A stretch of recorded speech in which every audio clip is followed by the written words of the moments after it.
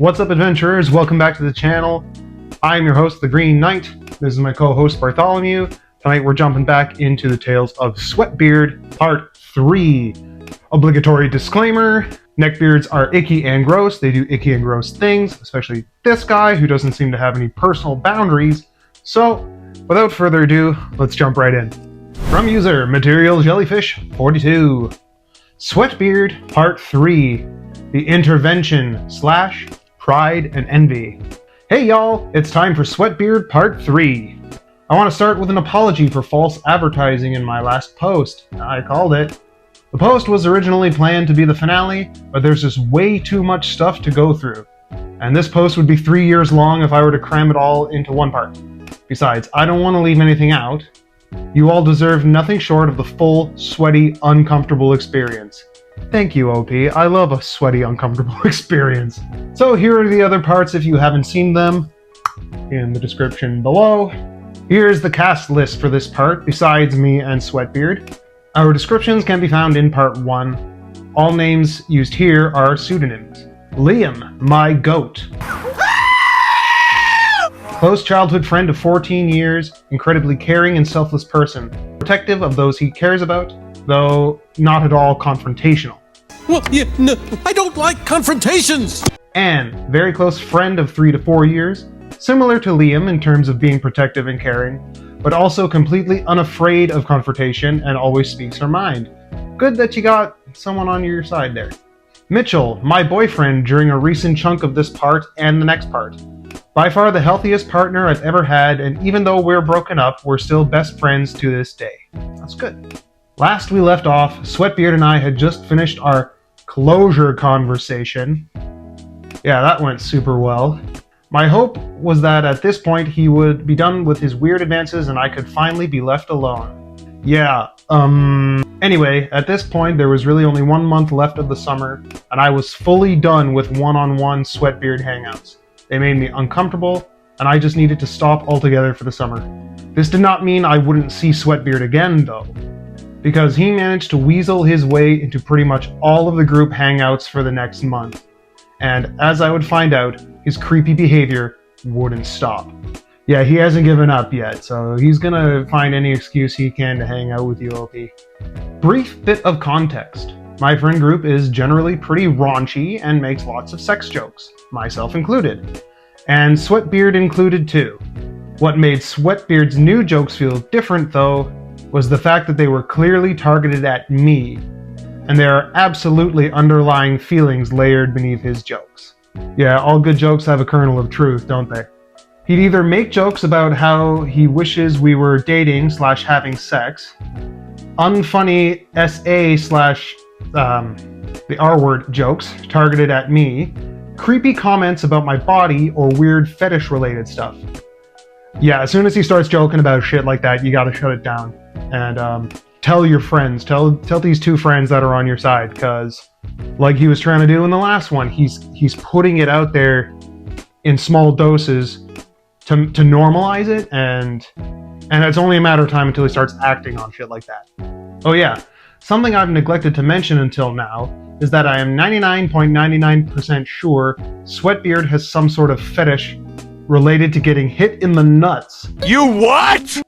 He thinks he's slick about it too, but I'm not an idiot, and he's about as subtle as a metal pipe hitting the floor. Dog's as subtle as a hand grenade in a barrel of oatmeal. Oh geez, so you can't even kick him in the nuts to get him off your back, because he'll enjoy it.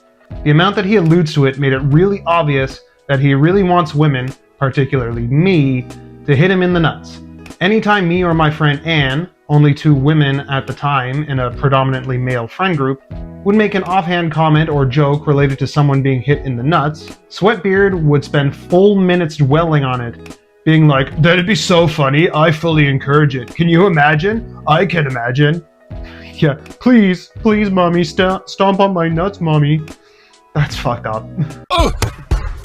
More! Yeah! I so deserve this! Do it! I'm not super kinky, but that's like the most sensitive part of your body, and they can be damaged really easily. That just seems dangerous. Sometimes I like to write stories. and would ask my friends for feedback. And LSTG, I don't know what the LSTG stands for. If I had $1 for every time Sweatbeard has given me the note of, I think she should kick this character in the balls, it'd be super funny and plot relevant, even when it would be neither funny nor plot relevant, I would pay for uni with that money. I'm slightly exaggerating, but the amount he'd give that note instead of actual feedback made me lose my mind. There was one instance where I did actually end up having something like that in a story of mine, of my own volition, and Sweatbeard's main note was, more of that.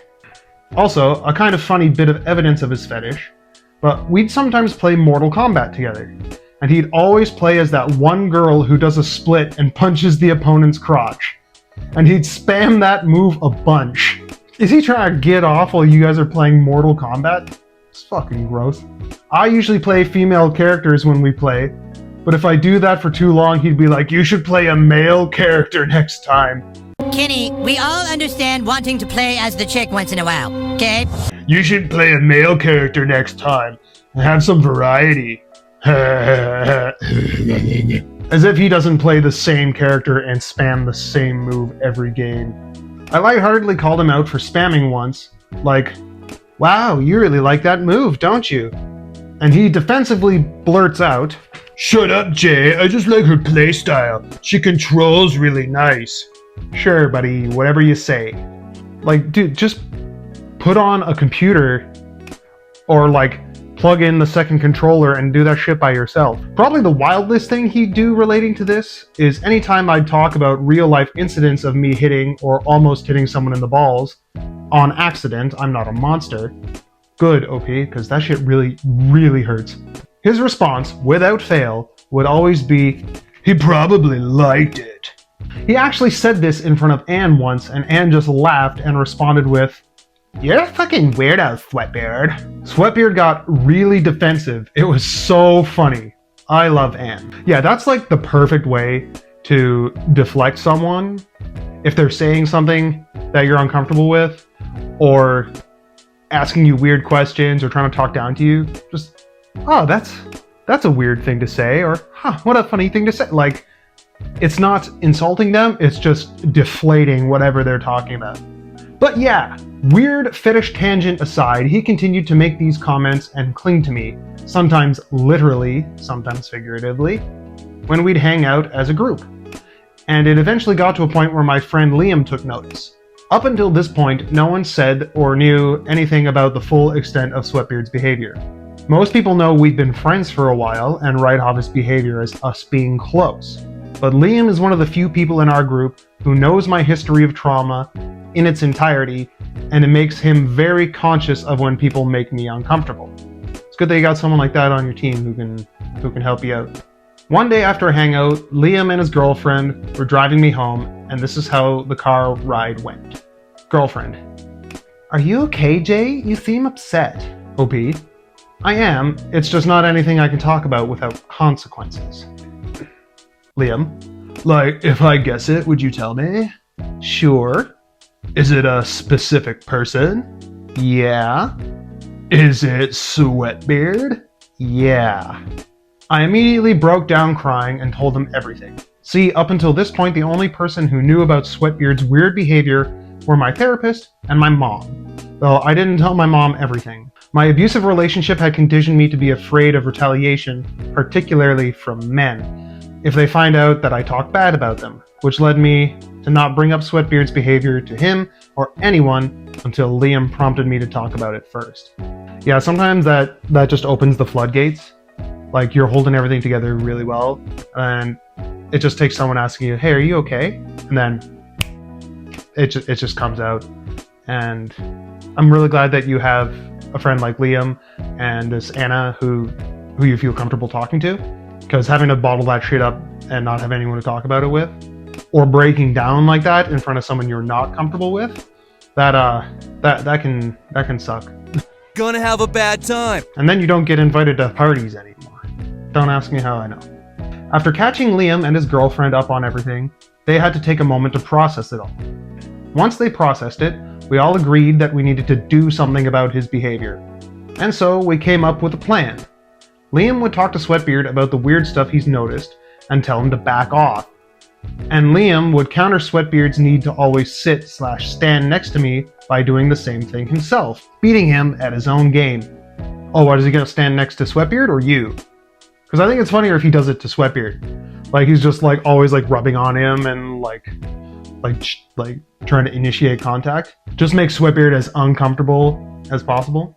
In addition to this, I would tell everything to Anne. I didn't want to tell a bunch of people or rock the boat too much, but I know for a fact that not only would she have my back, she'd be serious about it too. As expected, she was pissed to hear everything about Sweatbeard and told me she'd call him out if he did more shit, and would do the same thing as Liam and make it a point to sit next to me. She even went as far as to purposely exclude him from plans involving me, opting to text everyone else individually instead. Nice. I was set. As long as either Liam or Anne were a part of the hangout, I was safe. And I'll give credit where credit is due. Once Liam talked to him, Sweatbeard did actually back off a bit. Yeah, temporarily. Sometimes it would take a bit of a nudge from Liam or Anne, but he was behaving even when those two weren't there to intervene. Okay. And he continued to behave for a while, even lasting up until winter break months later. This, however, would all change once Mitchell came into the picture. Uh-oh, who's Mitchell? Oh yeah, the boyfriend. I've known Mitchell for about 5 years, but we got close when he assimilated into the friend group about 2 years ago. The two of us started dating in October. Congrats. I had reservations about it because I wasn't sure if I was fully healed yet, but I figured we could give it a shot just to see how I end up feeling. It ended up being wonderful, and Mitchell and I would stay together for the next few months and all throughout the winter break. That's good. Like, sometimes finding a better relationship is helpful in healing from past relationship trauma. Knowing that there's people out there, even if you don't stay with that person forever, it's good to know that there are good people out there. Because of my reservations about being in a relationship at all, Mitchell and I agreed that we wouldn't be announcing and parading our relationship to anyone. But we also agreed we wouldn't hide anything. We really had no reason to. If it came up, no big deal. Next I saw Sweatbeard. It was on New Year's, at a party I hosted. It was a pretty big party, and Sweatbeard spent 80% of the time playing some Marvel game upstairs, so I had minimal interaction with him until the next morning. What, he stayed the night? Him and a few others slept over, okay, with most people leaving in the morning. Eventually, it was just me, Mitchell, and Sweatbeard. I had alluded to the fact that I was tired and really wanted to just be alone with my boyfriend, and Sweatbeard kept insisting, "Don't worry, I'll leave soon." He did not leave soon. We were there for 2 hours. Sweatbeard drove to my house, so he was here to stay. As time went on, it became evident that he was waiting for Mitchell to leave before he left. Nope, not gonna fucking happen, buddy. He wanted to be alone with me so bad that he stayed 2 hours past when I told him I was tired and asked him to leave. Dude. The entire 2 hours, he was clearly eyeing Mitchell. Side eye. He didn't know we were dating, and I really didn't want to tell him because of his man-child tendencies about this sort of stuff. But he was clearly incredibly envious. Oh, so bald, so mauled, buddy. Like, maybe if you weren't a fucking creep, you could have had a chance, but you are a creep and you're gross, so... Buddy, you're weird! Mitchell and I laid next to each other on an air mattress while Sweatbeard sat on a nearby couch. Anytime Mitchell so much as touched me at all, Sweatbeard's envy was palpable. Oh yeah. After a while, Mitchell got us to get us all some water for about 20 seconds. Without hesitation, Sweatbeard stands up, plops himself down, and snuggles up right next to me, even closer than Mitchell was. Mitchell comes back with water and looks at this sweaty man in his spot with a shit-eating grin on his face, as if to say, "Hey, yeah, I get to be next to her and you don't." God, I hate him so much. He's so fucking creepy. After an awkward moment, I stood up and immediately offered to drive Mitchell home. Mitchell noticed my discomfort and quickly agreed. Yeah, how could you not notice? Like, I'm sure it was written all over your face and body language. Sweatbeard totally got up and slowly put his shoes on, getting his shit together. Get it all together and put it in a backpack. All your shit, so it's together. And if you gotta take it somewhere, you know? Take it to the shit store and sell it. Or put it in a shit museum. I don't care what you do. You just gotta get it together. Get your shit together. Finally, we went outside, and after he hugged Mitchell once and me 3 times, we got into our respective cars.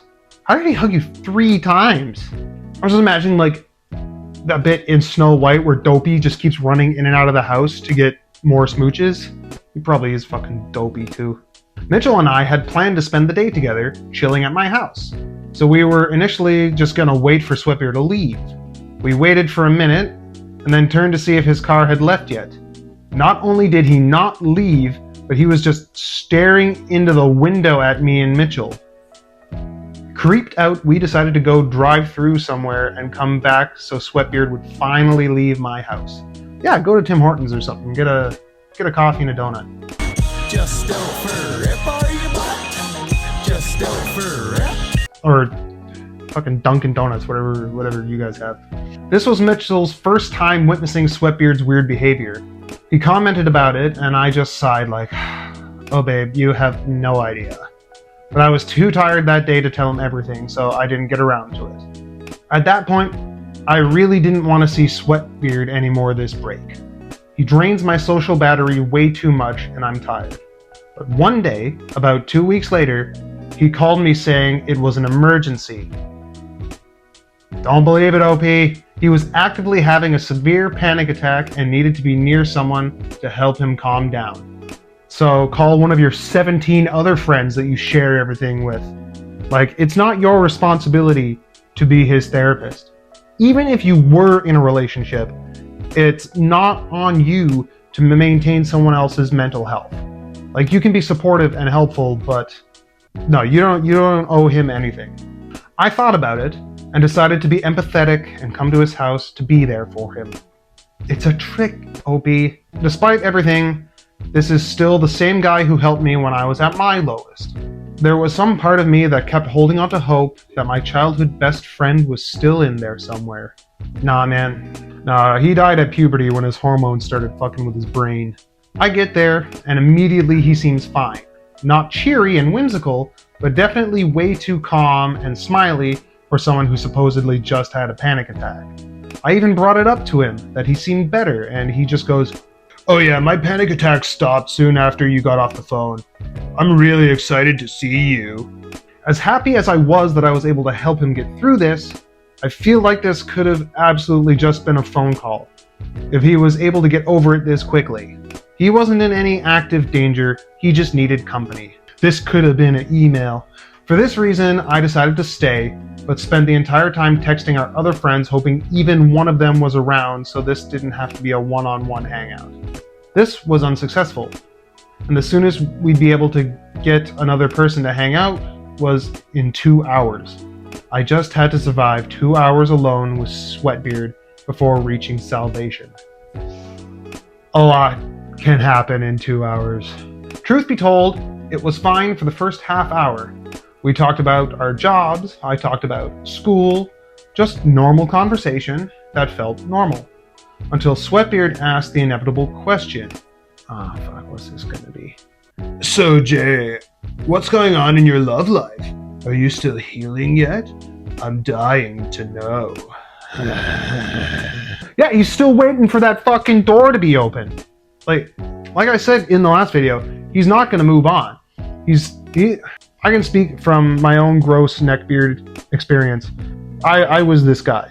I had this crush on a girl from like grade 8 till the end of high school, and I just pined for her the whole time. And looking back now, I cringe so hard at my past self because I didn't let it go. And she had other boyfriends, and she'll realize the truth eventually. No, the truth is she's not into you.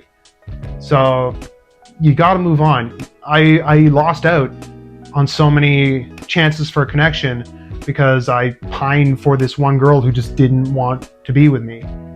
And I feel like a fucking idiot looking back on it now. I guess that was just a valuable life lesson, maybe a part of the teenage experience. Shit. Yeah. Why did I leave that? Okay. Shit. I am a horrible liar. If I tried to tell him there wasn't any developments, he'd immediately be able to tell I was lying and be weird about it. So I initially held my breath and just said, "Oh yeah, Mitchell and I are dating. We've been dating for the past 4 months." The look on his face shifted immediately from perverse curiosity to a look of complete envy and disdain. Oh yeah, he mad. He big mad. The absolute pity party wine fest that would ensue and the following behavioral shift was nothing short of torture for me. But I've been talking for a while, so I'll save that and everything else for part 4, the real finale. I promise part 4 will actually be the final part. I don't care how long the post ends up being. I'll try my best to get that out soon. Have a lovely rest of your day, y'all. Well, thank you, Jay. I'm sorry that you're going through all this.